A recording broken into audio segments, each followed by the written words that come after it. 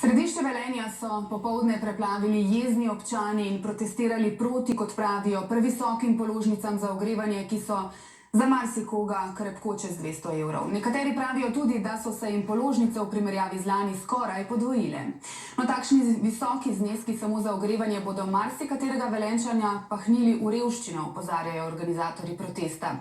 Ljudska iniciativa Velenje pa med drugim zahteva, da velenjska komunala prekliče vse januarske položnice. Protest je spremljala Urša Vrečar. Urša, kakšne so zahteve občanov? Ja, Tito trg je bil okoli 3. ure popoldan povsem poln protestnikov, ne zgolj iz Velenja, prišli so praktično iz celotne Šaleške doline z glavnim sporočilom: nesi na naš račun svojega stolčka gred.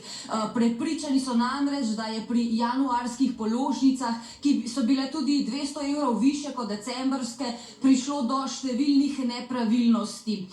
Veliko jeze je bilo tako danes slišati med več 100 protestniki. Prepričani so tudi, da velenjska komunala kuje dobičke na njihov račun. In tako organizatorji protesta, Ljudska iniciativa Velenje, zahteva, da komunalno podjetje prekliče vse januarske položnice in pa da začasno zaustavijo izdajanje novih položnic, vse dokler ne najdejo načina za vsaj 50% znižanje cene toplotne energije. Tudi to je ena od njihovih glavnih zahtev. No, od občine pa zahtevajo neodvisno revizijo poslovanja velenjske komunale, od vlade pa, da zniža davek na dodano vrednost na 9,5%.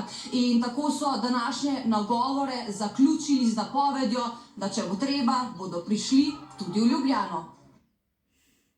Položnico za ogrevanje so dobili od komunale januarja. 380 evrov. Koliko več recimo kot novembra? 200 evrov. Ni več. A je to kakva budala pisala?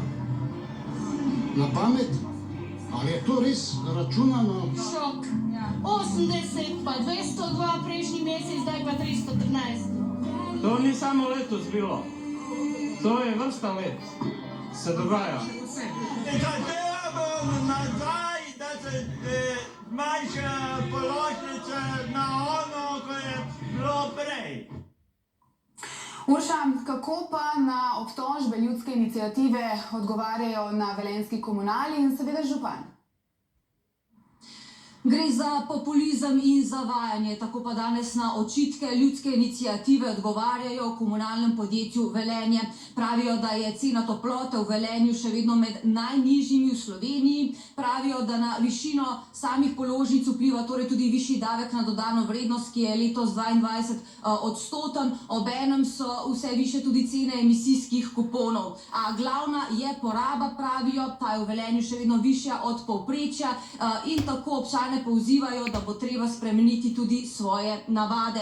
In podobno tudi velenjski župan, ki kljub povabilu danes na protest ni prišel, se je pa odzval v daljšem zapisu na družbenih omrežjih. In med drugim zapisal, da se zaveda stiske ljudi in da občina te rešuje tudi s toplotnim dodatkom.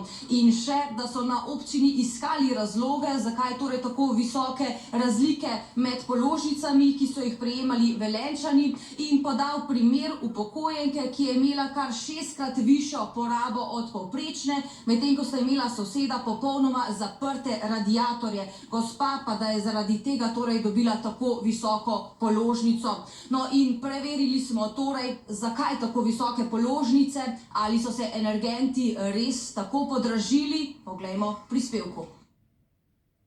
Družbena omrežja so preplavile visoke položnice za ogrevanje. A kje iskati glavne razloge? So se elektrika, plin, daljinsko ogrevanje res tako podražili? So se malenkost podražili energenti, ampak to vse skupaj na položnici, kar je opazno, je v zadnjem mesecu, dveh, vidno zgolj mogoče v nekaj par odstotkih, 2 do 5%, kar se pa na položnici lahko kvečjem pozna za 3 do 5 evrov.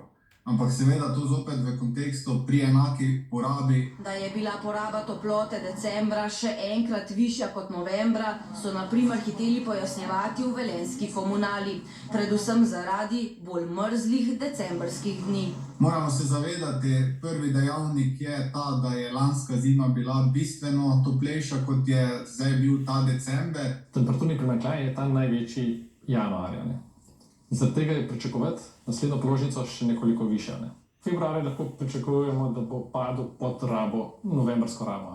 Bo pa to seveda odvisno predvsem od vremena. Ti vzorci se, nam pokaže Matkovič, ki deluje v okviru projekta Climate for Change, ponavljajo iz leta v leto. Kako visoki so naši računi, je seveda odvisno tudi od energetske učinkovitosti stavbe. Ali lahko na ta račun res skoraj da prepolovimo našo položnico? Polovica je kar težak korek, tudi če bi konkretno prenovili neko stanovanje ali hišo. Vsekakor se pa približamo tem številkam. Velik dejavnik so tudi naše navade, naprimer prezračevanje, pa tudi višina temperature v stanovanju. Že 1 stopinja manj pomeni od 6 do 8% nižjo položnico. Nižja kot je temperatura, manjša bo ta raba. Vsekakor mi ne spodbujamo zniževanja v nedogled, za kakšno stopinjo, zato ker se potem zelo verjetno lahko pojavijo ponekod plesen in druge težave. A dejstvo je, čeprav ne ravno všečno, prizna se me, Dejansko cene ne bodo več nikoli tako nizke, kot so bile v preteklosti. in tako dolgoročno Evropa, z njo pa tudi Slovenija, stavi na zeleni prehod ter večjo energetsko neodvisnost. Ta prehod dosti bolj zahteven, kot smo si mislili, in pa tudi dosti bolj dolgotrajen. Na koncu bomo to plačali ljudje, preko položnic, preko davkov, preko storitev.